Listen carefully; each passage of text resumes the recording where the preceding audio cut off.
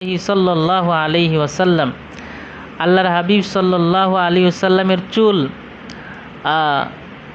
সাদা হওয়া প্রসঙ্গে। আচ্ছা, শাইব শব্দের দুইটা ব্যাখ্যা।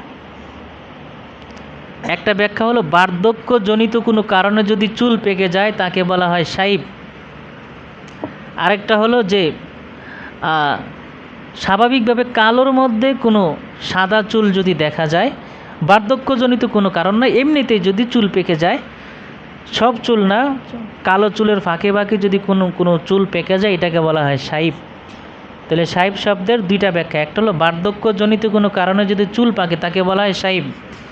আরেকটা হলো স্বাভাবিকভাবে এমনিতেই বার্ধক্যজনিত কোনো কারণ না, এমনিতেই কোনো কালোর মধ্যে ফাঁকে ফাঁকে যদি চুল পেকে যায় তাহলে এটাকে বলা হয় কি? শাইব। আচ্ছা, চুল পেকে যায় এটা কেন? চুল পেকে যাওয়ার একটা কারণ হচ্ছে হরমোনের কারণে চুল পেকে যায়, হরমোন জাতীয় কারণে। আরেকটা হলো বংশীয় কারণে, যেমন মনে করেন বংশগত কারণে অনেকের ডায়াবেটিক্স, অনেকের বংশগত অ্যালার্জি আছে, এবার বংশগত আরও নানান সমস্যা রোগ আছে। তো তার মধ্যে একটা হলো বংশগত কারণে চুল পেকে যায়, অল্প বয়সে বংশের একটা ধারা যে সবারই অল্প বয়সে চুল পেকে যায়, এই সমস্যা থাকতে পারে। আরেকটা হলো সাধারণত দেখবেন যে কেমোথেরাপি যেটা দেয়, ক্যান্সারি রোগীদের যে কেমোথেরাপি দেয়, অনেক সময় কেমোথেরাপির কারণে মাথার চুল পেকে যায়, অনেক সময় চুল পড়েও যায়। আরও কিছু সমস্যা রোগজনিত কারণে, যেমন থাইরয়েড, তারপর হচ্ছে অ্যালার্জি, এরপরে শ্বেত রোগ, হ্যাঁ, এই জাতীয় কারণে, রক্ত শূন্যতার কারণে অনেক সময় চুল পেকে যায়। আরেকটা হলো টেনশন, মানসিক টেনশন, দুশ্চিন্তার কারণে চুল পেকে যায়। এখন প্রশ্ন হলো যে আল্লাহ রাসূলের যে কয়টা চুল পেকে গেছিল এটা কেন পাকলো? এটা হলো কথা। তা হাদিসের মধ্যে আমরা সামনে পড়ব যে আল্লাহর হাবিবের এগুলোর কোনো কিছুই ছিল, শুধু একটা টেনশন ছিল। সেটা রসুলের নিজেকে নিয়ে না, উম্মতকে নিয়ে হুজুর দুশ্চিন্তা করতেন, উম্মতকে নিয়ে আল্লাহর হাবিব চিন্তা করতেন, যে উম্মত নিয়ে আল্লাহ রসুল পেরেশানি করতেন, কীভাবে আমার উম্মতকে জাহান্নাম থেকে বাঁচানো যায়, আমার উম্মতকে কীভাবে জান্নাতি নিয়ে যাওয়া যায়, উম্মতকে কীভাবে হেদায়েতের দিকে নিয়ে আসা যায়, এই নিয়ে রসুল চিন্তা করতেন। এই চিন্তার কারণে রসুলের কিছু চুল পেকে গেছিল, কিন্তু মূলত আল্লাহ হাবিবের অন্য কোনো সমস্যা ছিল না, কারণ আল্লাহ রসুল সব ধরনের ত্রুটি থেকে মুক্ত ছিলেন। বরং আল্লাহ রসুলের ইন্তেকাল পর্যন্ত, যখন আল্লাহ হাবিব দুনিয়া থেকে বিদায় নেবেন, তখন আল্লাহ হাবিব একদম পরিপক্ক একজন ব্যক্তি ছিলেন, পরিপূর্ণ শক্তিমত্তার অধিকারী ছিলেন। কোনো প্রকার ত্রুটি, অসুস্থতা, দুর্বলতা এটা আল্লাহ হাবিবকে গ্রাস করতে পারে নাই। আচ্ছা, এখন প্রশ্ন হলো যে আল্লাহর হাবিবের কয়টা চুল অথবা দাড়ি এটা পেকে গিয়েছিল? তো তিনটা জায়গা, দাড়ি পাকার তিনটা জায়গা, দাড়ি এবং চুল। একটা হচ্ছে সুদগুন, পরিপক্কতার জায়গা, কোন কোন জায়গায় রসুলের চুল পাকার জায়গা ছিল এটা আমরা আগে বের করি। একটা সুদগুন, এই যে চোখের যে কোণা থেকে শুরু করে এই যে কান পর্যন্ত, এই জায়গাটাকে বলা হয় সুদগুন। আর দুইটাকে বলা হয় একসাথে সুদগই, অর্থাৎ চোখের কোণা থেকে শুরু করে এই যে কানের শেষ পর্যন্ত এই জায়গাটাকে বলা হয় সুদগুন। আর এই জায়গা ব্যতীত বাকি সব পুরা জায়গাটাকে বলা হয় লেহিয়া। সুদগুন ব্যতীত বাকি যতটুকু জায়গা আছে এটাকে বলা হয় লেহিয়া। আর চোখের কোণা থেকে শুরু করে এই পর্যন্ত এই যে জায়গায় যে চুলগুলো থাকে এটাকে বলা হয় কি? সুদগুন। তো রসুলুল্লাহর যেই জায়গাগুলোতে সবচেয়ে এলো চুল পাকার জায়গা, তার মধ্যে এই জায়গাটায় আল্লাহ হাবিবের কিছু চুল পেকেছিল, সাদা হয়ে গিয়েছিল। আর এই যে এটাকে আমরা বলি নিমদাড়ি, যেটাকে বলে ছোট্ট দাড়ি, বাচ্চা দাড়ি যেটাকে বলা হয়। ইবনে হাজার আসকালানি রহিমউল্লাহ থেকে বর্ণিত যে আল্লাহর হাবিব এর যেই জায়গায় সবচেয়ে বেশি চুল পাকা ছিল, সাদা ছিল, এই জায়গাটা হচ্ছে এই যে নিমদাড়ি, যেটাকে বলে ছোট্ট দাড়ি, বাচ্চা দাড়ি। তো হাদিসে আমরা পড়ব কোনো জায়গায় আছে আল্লাহর হাবিবের চুল সাদা হয়েছিল 20টা, কোথাও আছে 17 থেকে 18টা, কোথাও আছে 14টা, এইভাবে আছে। তো ইবনে হাজার আসকালানি বলছেন যে এই যে 20টার কম, 14টারও বেশি, এই যে সাদা দাড়ি হয়ে গিয়েছিল অথবা সাদা চুল হয়েছিল, এটা হলো এখানে হলো সর্বমোট মিলে কয়টা? 10টা। আর অন্য সব জায়গায় মিলেছিল মনে করেন বাকি 7টা বা 8টা বা 6টা বা 14টা, যাই বলেন। তাহলে আল্লাহ রাসূলের দাড়ি এবং চুল পাকার জায়গা কয়টা? 3টা। একটা আছে এই যে ছুতগণ, আর বাকি জায়গা মিলে একটা হলো অংশ, আর হলো চুল, মাথার যে চুল মোবারক এই একটা জায়গা, আর হচ্ছে এই ছুতগণ, আর হলো বাকি দাড়ির বাকি অংশ। তো এই জায়গা রসুলুল্লাহর এই দুই পাশে রসুলের এই চুল পাকার জায়গা, মানে দাড়ি পাকার জায়গা, এই জায়গায় রসুলের কিছু দাড়ি পেকে গেছিল। আর হলো এই যে নিম দাড়ি, বাচ্চা দাড়ি যেগুলোকে বলা হয়, এখানে আল্লাহ হাবিবের কিছু দাড়ি পেকে গিয়েছিল, আর হলো কিছু চুল মোবারক পেকে গিয়েছিল। আচ্ছা, এখন কথা হলো যে আল্লাহ হাবিবের চুল এবং দাড়ি মিলে কয়টা দাড়ি অথবা কয়টা চুল পেকেছিল। আনাস রাদিয়াল্লাহু তাআলা আনহু যেহেতু আল্লাহর হাবিবের 10 বছর খেদমত করেছেন, আল্লাহর হাবিবের একটা বিশাল একটা সময় রসুলের সাথে উনি কাটাইছেন, যার কারণে মোটামুটি সাহাবাই কেরামদের মধ্যে যারা রসুলুল্লাহর দৈহিক অবয়ব সহকারে আল্লাহ রসুলের জীবন আচরণ সম্পর্কে দেখার যাদের সুযোগ হয়েছে, তাদের মধ্যে একজন হচ্ছেন কে? আনাস রাদিয়াল্লাহু তাআলা আনহু। তো আনাস রাদিয়াল্লাহু তাআলা আনহু এবং ইবনু ওমর রাদিয়াল্লাহু তাআলা আনহুমা, এদের যদি দুইজন থেকে তিরমিজি শরীফের একটা হাদিস আছে যে আল্লাহর হাবিবের সর্বোচ্চ 20-এরও কম চুল দাড়ি সাদা হয়ে গিয়েছিল অথবা পেকে গেছিল। তিরমিজি শরীফের আরেকটা হাদিসের মধ্যে আছে, আনাস রাদিয়াল্লাহু তাআলা আনহু বলছেন যে আল্লাহর হাবিবের সর্বোচ্চ 14টা দাড়ি, 14টা চুল, দাড়ি চুল মিলে 14টা পেকেছিল বা সাদা হয়ে গেছে। আনাস রাদিয়াল্লাহু আরেকটা হাদিস আছে যেটা বাইহাকি শরীফে বর্ণিত, যেখানে লেখা আছে আল্লাহ রাসূলের সর্বোচ্চ 17 থেকে 18টা চুল দাড়ি পেকে গিয়েছিল। আবার আরেকটা রেওয়ায়েতে যেটা মানে দইফ রেওয়ায়েত আসছে যে আল্লাহর হাবিবের চুল দাড়ি পেকেছিল মাত্র 10টা।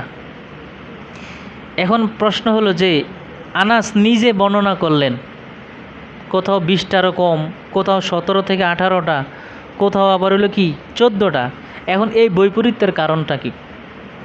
এখন এই বৈপরীত্যের কোনো কারণ নাই, ও সবগুলোর একটা সামঞ্জস্যতা আছে। একটা ব্যাখ্যা হলো যে এই সব হাদিসগুলো দ্বারা একটা ব্যাখ্যা বোঝা যায়, সেটা হলো যে রসুলুল্লাহর দাড়ি মোবারক অথবা চুল মোবারক 20টার চেয়ে বেশি কি হয় নাই? পাকে নাই। এই যে এতগুলো রেওয়ায়েত দ্বারা বোঝা যায়।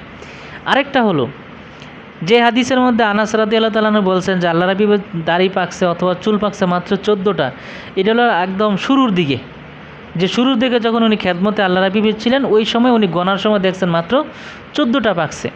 এরপরে আস্তে আস্তে রসুলের বাকি দাড়ি মোবারক অথবা চুল মোবারক পাকছে।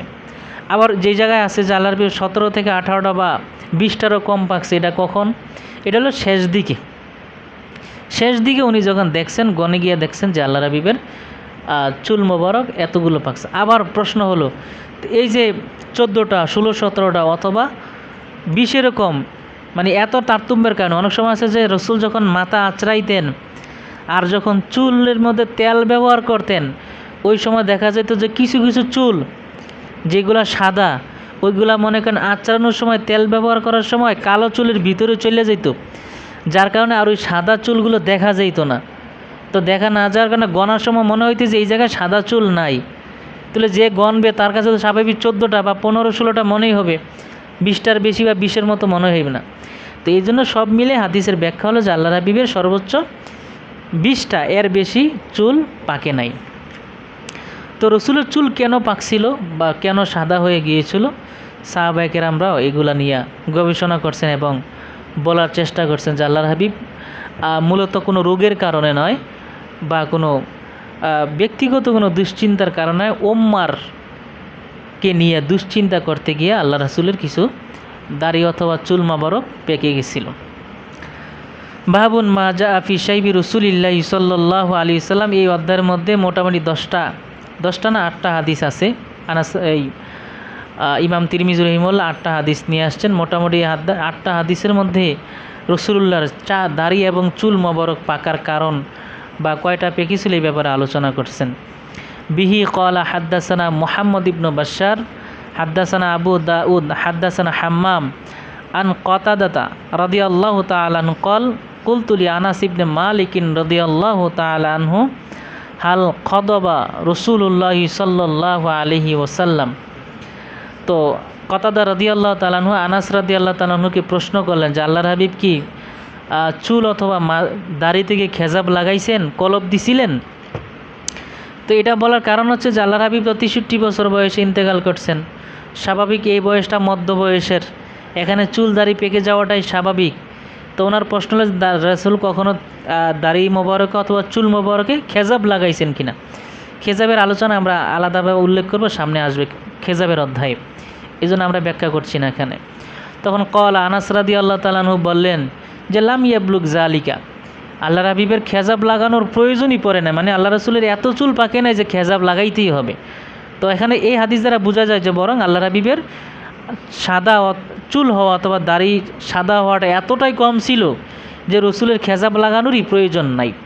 ইন্নামা কানা শাইয়ান ফি সুদগাইহি, তো বলতেছে অন্য হাদিসের মধ্যে আছে শাইবান, আর এখানে আছে শাইআন, উভয়টার অর্থে একই, যে ইন্নামা কানা শাইয়ান ফি সুদগাইহি, যে আল্লাহর হাবিবের যে চুল অথবা দাড়ি সাদা হওয়াটা এটা শুধুমাত্র ছিল সুদগাই, দুই পাশের যেই চোখের কিনারা থেকে শুরু করে কানের শেষ পর্যন্ত যে জায়গাটাকে বলা হয় সুদগুন। মূলত রসুলের যে চুল অথবা দাড়ি সাদা হওয়ার যে প্রসঙ্গটা, এটা মূলত তার এই যে চোখের কিনারা থেকে কানের শেষ পর্যন্ত দুই পাশে যে জায়গা আছে, মূলত এই জায়গায় আল্লাহর হাবিবের কিছু চুল অথবা দাড়ি কী হয়ে গেছিলো, সাদা হয়েছিল। আর এখানে তো খেজাব লাগানোর কোনো প্রয়োজনই নাই। ওয়ালাকিন আবু বকরিন রাদিয়াল্লাহু তাআলা আনহু খদাবা বিল হিন্নাই ওয়াল কাতামি, কিন্তু উনি একটু বেশি উল্লেখ করেন, সেটা হলো সাহাবায়ে কেরামদের মধ্যে খোলাফায়ে রাশিদিন যারা ছিলেন, অন্যান্য সাহাবায়ে কেরামরা, অধিকাংশ সাহাবায়ে কেরামগণ তারা খেজাব লাগাইছেন, অধিকাংশ সাহাবায়ে কেরামগণ খেজাব লাগাইছেন, এবং খেজাব লাগানো সুন্নতুস সাহাবা, সাহাবায়ে কেরামদের সুন্নত, এবং খেজাব লাগানোর এটা উত্তম কাজ। তবে খেজাব, কালো খেজাব এটা ব্যবহার করা মাকরুহে তাহরিমা, কালো খেজাব ব্যবহার করা এটা জায়েজ নাই। বিশেষ করে যারা বয়স্ক বার্ধক্যজনিত কারণে যাদের চুল পেকে গেছে, এদের জন্য এই কালো খেজাব, কালো কলব ব্যবহার করা জায়েজ নাই, মাকরুহে তাহরিমা। আর যদি চুল এবং দাড়িতে যদি কালো খেজাবের কারণে যদি চুল অথবা দাড়িতে প্রলেপ পড়ে যায়, এই প্রলেপ পড়ে যাওয়ার কারণে আপনি যখন মাথা মাসিয়ে করবেন, তখন তো আপনি মাসিয়ে করবেন প্রলেপের উপরে, দাড়িতে কিন্তু আপনার হাতের যে আর্দ্রতা এটা লাগবে না, অথবা দাড়ি এই চুলের মধ্যে আবার দাড়িতেও কিন্তু এই ইয়াটা লাগবে না, হাতের যে আর্দ্রতা আছে, পানির যে আর্দ্রতা এটা লাগবে না, যার কারণে আপনার ওযু গোসল কিন্তু হবে না। কথা বুঝতে পারছেন? এই যে কালো খেজাব অধিকাংশ এগুলো প্রলেপ জাতীয়, এই জন্য কালো খেজাব দেওয়া এটা জায়েজ নাই, এটা মাকরুহে তাহরিমা বলছেন। তো খেজাবের ব্যাপারে আমরা সামনে আলোচনা করব। তো বলেন ওয়ালাকিন আবু বকরিন রাদিয়াল্লাহু তাআলা আনহু, কিন্তু আবু বকর রাদিয়াল্লাহু তাআলা আনহু উনি খদবা বিল হিন্না ওয়াল কাতাম, হেন্না মানে মেহেদি, আর কাতাম হইলে এক ধরনের হলুদ, হলুদ না, এটা হলো সবুজ, সবুজ রঙের এক ধরনের পাতা, এটাকে বলা হয় কাতাম, যেটা আরবে পাওয়া যায়। তো স্বাভাবিকভাবে বললেন যে আবু বকর রাদিয়াল্লাহু তাআলা আনহু মেহেদি এবং সে কাতাম নামক যেই গাছের যে পাতা আছে, দুইটাকে একসাথে মিলে উনি খেজাব ব্যবহার করতেন। আচ্ছা, তো কাতাম দিয়ে যদি শুধু কাতামের যে পাতা আছে, এটা তো সবুজ পাতা, এটা দিয়ে যখন আপনি মেহেদি লাগাবেন তখন দেখা যাবে আপনার চুল কিছুটা কালো হয়ে যাবে। আর যদি শুধু আপনি মেহেদি দিয়ে চুলে আপনি দেন, একদম পুরা লাল হয়ে যাবে। আর যদি আপনি কাতাম এবং হিন্না দুইটাকে একসাথে মিশ্রিত করে গুঁড়া করে এরপর যদি এটাকে খেজাবের মতো করেন, এই খামিরের মতো বানাইয়া যদি মাথায় এবং দাড়িতে দেন, তাহলে কিছুটা লালচে এবং কিছুটা কালো দুইটার মাঝামাঝি আসবে। তো আবু বকর রাদিয়াল্লাহু তাআলা এই দুইটাকে একসাথে ব্যবহার করে এরপরে মাথায় খেজাব লাগাইতেন। বিহি ক্বালা হাদ্দাসানা ইসহাক বিন মানসুর ওয়া ইয়াহইয়া ইবনে মূসা ক্বালা হাদ্দাসানা আব্দুর রাজ্জাক আন মা'মারিন আন সাবিতিন আর আনাস ইবনে মালিক রাদিয়াল্লাহু তাআলা আনহু ক্বাল মা আদাতু ফি রাসি রাসূলিল্লাহি সাল্লাল্লাহু আলাইহি ওয়াসাল্লামা ওয়া লিহইয়াতিহি ইল্লা 14 শা'রাতান বাইদা। আনাস রাদিয়াল্লাহু তাআলা বললেন যে মা আদাতু ফি রাসি রাসূলিল্লাহি সাল্লাল্লাহু আলাইহি ওয়াসাল্লাম, আল্লাহর হাবিবের যেই মাথা মোবারক ওয়া লিহইয়াতিহি এবং দাড়ি মোবারকে গণনা করে পাই নাই। তো আনাস রাদিয়াল্লাহু তাআলা বলতেছেন যে মা আদাতু ফি রাসি রাসূলিল্লাহি সাল্লাল্লাহু আলাইহি ওয়াসাল্লাম ওয়া লিহইয়াতিহি, আমি আল্লাহর হাবিবের মাথা মোবারক এবং তার যে দাড়ি মোবারক আছে এই দাড়ি মোবারকে গণনা করে পাইনি ইল্লা আরবা আশরাতা শাআরাতান বাইদা, শুধুমাত্র 14টা সাদা দাড়ি এবং চুল মোবারক গণনা করে পাইছি, এর বেশি একটাও আমি পাই নাই। তো আমরা পিছনে কিন্তু বলছি শুরুতেই যে তো আনাস রাদিয়াল্লাহু তাআলা যে সময় এই চুলগুলাকে গণনা করছেন দাড়ি যে সাদা, এটা হলো একদম রসুলের শুরু দিকে, যে সময় রসুলের চুল এবং দাড়ি মোবারক সাদা হওয়া শুরু হয়। এরপরে যে অন্য রেওয়ায়েতে যে আসবে 16-17টা অথবা 18টা অথবা 20টারও কম, এটা হলো শেষের দিকে। বিহি ক্বালা হাদ্দাসানা মুহাম্মদ ইবনুল মুসান্না হাদ্দাসানা আবু দাউদ আম্বানা শু'বাতু আন সিমাক ইবনে হারব ক্বাল সামিউতু জাবির ইবনে সামুরা রাদিয়াল্লাহু তাআলা আনহু ওয়া সুইলা আন শাইবি রাসূলিল্লাহি সাল্লাল্লাহু আলাইহি ওয়াসাল্লাম। আমি জাবির ইবনে সামুরা রাদিয়াল্লাহু তাআলা আনহু থেকে শুনেছি ওয়া সুইলা আন শাইবি রাসূলিল্লাহি সাল্লাল্লাহু আলাইহি ওয়াসাল্লাম, যে আল্লাহর হাবিবকে প্রশ্ন করা হয়েছিল, আল্লাহর হাবিব সম্পর্কে প্রশ্ন করা হয়েছিল যে রসুলের দাড়ি এবং চুল মুবারকে কতগুলো চুল পেকে গিয়েছিল, এই ব্যাপারে তাকে প্রশ্ন করা হয়। ফাকলা, তিনি বলেন, কানা ইজাদ দাহানা রাসাহু, অন্য রেওয়ায়েতের মধ্যে আছে কানা ইজাদ দাহানা ইদ্দাহানা, যে যখন আল্লাহর হাবিব তখন তার মাথা মুবারকে যখন তেল মাখতেন তখন লাম ইউরা মিনহু শাইবুন, তখন তার চুল মুবারকে কোনো ধরনের কি দেখা যেত না, এই সাদা শুভ্র চুল এগুলো দেখা যেত না। মানে ওই এর দ্বারা উদ্দেশ্য হলো যে রসুলের মাথা মোবারকের সাদা চুল এতটাই কম ছিল যে যখন তিনি চুলে তেল ব্যবহার করতেন, ওই তেলের কারণে সাদা চুলগুলো কালো চুলের ভিতরে ঢুকে যেত, তখন আর দেখা যেত না যে রসুলের মাথায় সাদা চুল আছে কিনা। ওইজা লাম ইয়াদ দাহিন অথবা ওইজা লাম ইয়াদুহুন, যখন আল্লাহর হাবিব চুলে তেল ব্যবহার না করতেন রুইয়া মিনহু, তখন রসুলের যে মাথা মুবারকে যে অথবা চুল মুবারকে যে সাদা যে চুলগুলো আছে এগুলো দেখা যেত। স্বাভাবিকভাবে যখন আপনি মাথায় তেল না দিবেন চুলগুলো একটু অপরিপাটি থাকে, তখন চুলগুলো অগুছালো যখন থাকে তখন স্বাভাবিকভাবে ওই সাদা চুলগুলো বের হয়ে থাকে, এবং তখন মনে হয় যে কালো চুলের চেয়ে সাদা চুলের পরিমাণটা বেশি। চুল অল্প হইলেও, সাদা চুল অল্প হইলেও দূর থেকে অপরিপাটি যখন থাকে অথবা চুলগুলো অগুছালো থাকলে দূর থেকে মনে হয় সব চুলই পাকা, ম্যাক্সিমাম চুলই পাকা। তো রসুলের চুল মোবারকে এত কমই সাদা চুল ছিল, যার কারণে যখন উনি তেল ব্যবহার করতেন সাদা চুলগুলো কালো চুলের ভিতরে ঢুকে যেত, যার কারণে দেখা যেত না। কিন্তু আবার যখন তেল ব্যবহার না করতেন অথবা যখন মাত্রা না আঁচড়াতেন তখন আবার এই সাদা চুলগুলো বের হয়ে থাকতো, দেখা যেত এবং গণনা করা যেত। তো এই হাদিস দ্বারা বোঝা যায় আল্লাহ রসুলের চুল মোবারক খুব কমই পেকে গেছে।